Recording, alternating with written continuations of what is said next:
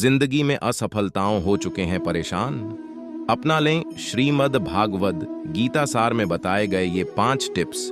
बेड़ा हो जाएगा पार रोजमर्रा में आने वाली परेशानियों और लगातार असफलताओं से कोई भी टूट सकता है, लेकिन इन समस्याओं का समाधान श्रीमद् भागवत गीता में बताया गया है। आज हम आपको गीता सार के 5 टिप्स बताते हैं जिन्हें अपनाकर आप अपना जीवन कामयाब कर सकते हैं। भगवान श्री कृष्ण ने हजारों साल पहले महाभारत के युद्ध में गीता का संदेश दिया था। उन बातों को अब तक कई सदियां गुजर चुकी हैं।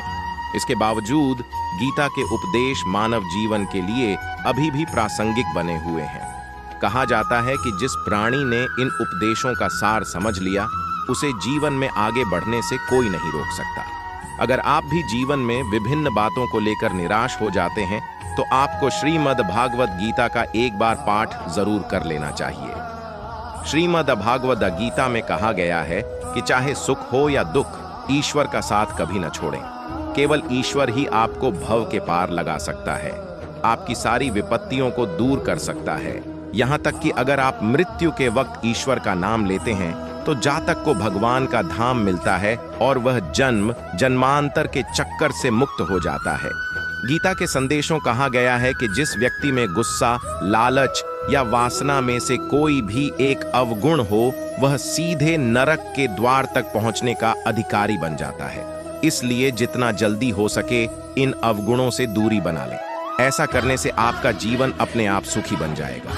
कई लोगों को शक करने की बीमारी होती है। वे हर वक्त बिना वजह केवल दूसरों पर शक करते रहते हैं।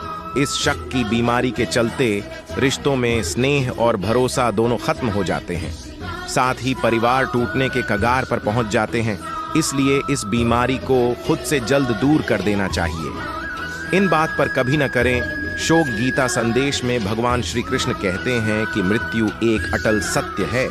जिसका जन्म हुआ है उसकी मृत्यु भी जरूर होगी। इसलिए इस पर शोक न करें और शांत रहें। ये समझ लें कि जीवन और मरण प्रकृति का एक हिस्सा है और इससे कोई भी बच नहीं सकता।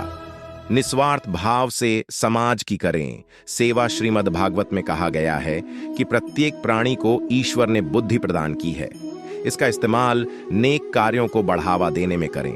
बुद्धिमान होने के बावजूद अगर आप निस्वार्थ भाव से समाज की सेवा करने के बजाय षड्यंत्र रचने में लगे रहते हैं, तो आपका मान सम्मान और धन दौलत दोनों चले जाएंगे। इसलिए इस मुद्दे पर सचेत हो जाएं और अच्छे कार्य करें।